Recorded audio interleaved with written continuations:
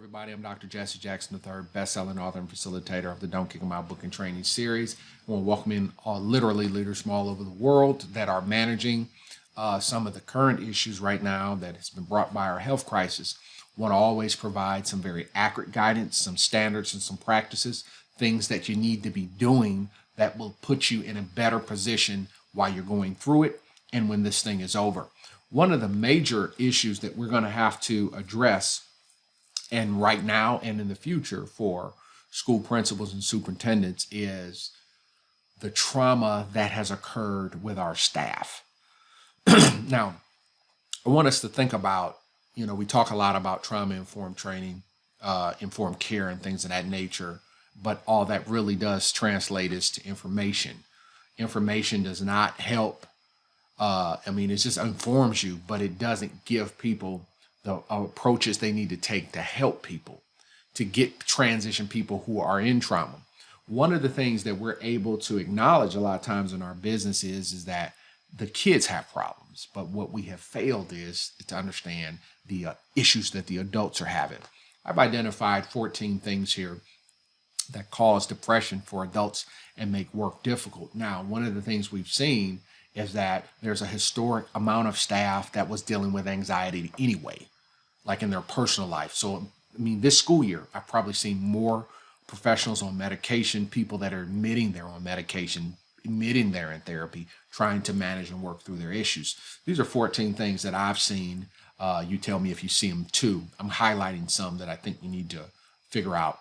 Death of a loved one. You never stop missing people that die. Bad marriages. This is very chronic in our field. Abusive relationships. Infidelity, which causes trust issues, financial hardship for a lot of teachers.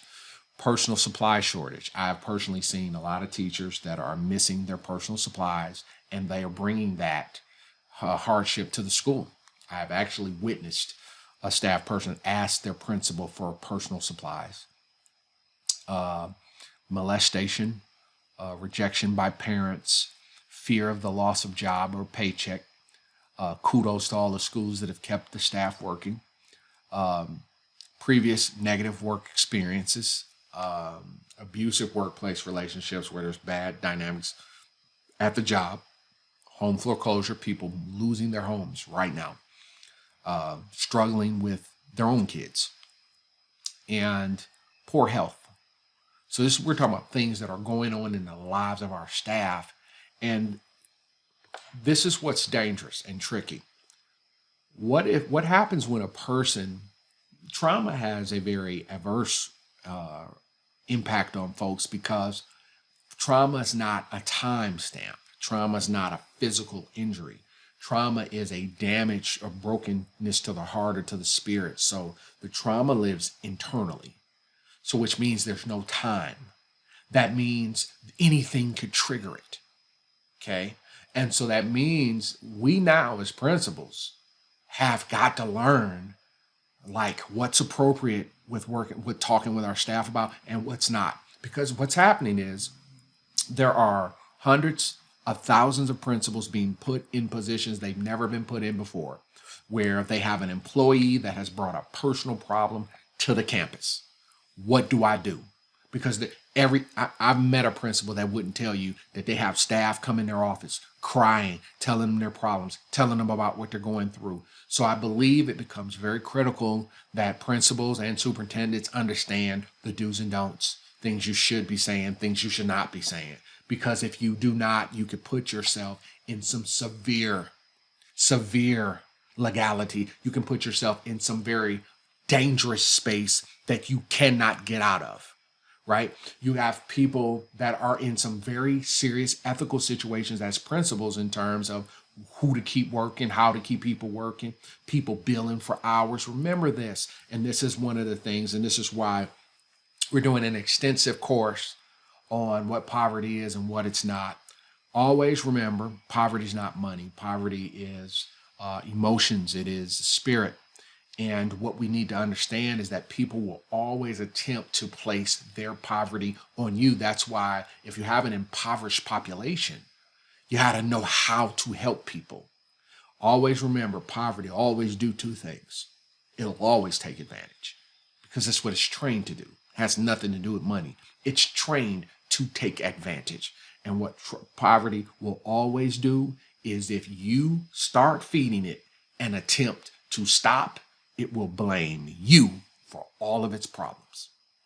So in the action plan, I was very clear because one of the things you have to plan for is the trauma training for staff. So the first thing that I believe as you as a leader of an organization, I believe the first step that we've got to take, if you got to create some opportunities for staff to get some guidance, I believe the first thing that's imperative for us to do is to create opportunities for principals and superintendents to get support.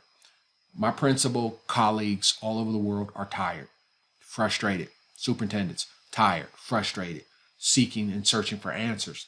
One of the things that I believe is that we have to create opportunities where leaders can get guidance and can get emotional support on how things should be going, how to approach things. When we wear leaders out and they don't have counsel in their circle that gives them guidance, remember, they're the top dog in their circle. You're the top dog. So typically you don't have people around that can guide you. Typically you got people that take from you. So one of the things that I know that we have to do, and this is why I created the course, very simple. We created a course that's called Emotional Distancing. What am I saying? I'm saying to leaders all over the nation, you got to be able to emotionally distance yourself from many of the circumstances that are going to arise. What I'm watching is leaders get emotional and make some deplorable decisions. I'm talking deplorable. For example, let's take something that's emotional, that's not prudent business. I got one district that was making about 2,000 lunches a day for their district. One of the problems with that was that only less than 200 were being picked up. So right now we're in a business decision. We're literally like wasting thousands of dollars a day and thousands of pounds of food. So what do? Well, the person was adamant. I don't care. We're going to keep doing it. And you're not using good business. Because if school was in, you wouldn't say that. You would cut it. You wouldn't even think about it. But what happens when people get emotional, and that's what's going on now. A lot of circumstances that are being brought to you are moving your feelings around. And that's what our biggest problem is in this business, feelings. As leadership has to think clearly. So what our course is called, it's called Emotional Distancing. How do you support a traumatized staff in turbulent times? The do's and don'ts of helping staff in crisis. There's things you should be doing. There's issues we should be discussing. There's things you should be doing. But if you do it wrong as a leader, the consequences, they bear some ruthless consequences on you.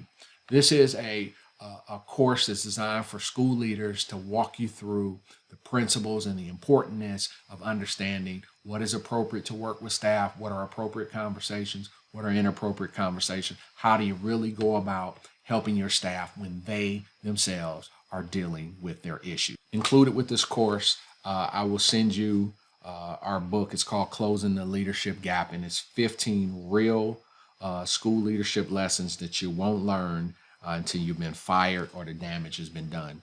I don't believe there's anything, particularly now, that becomes more relevant than the things I talked about in this. See, a lot of things you do that's in error, you don't find out it's wrong till after you get beat.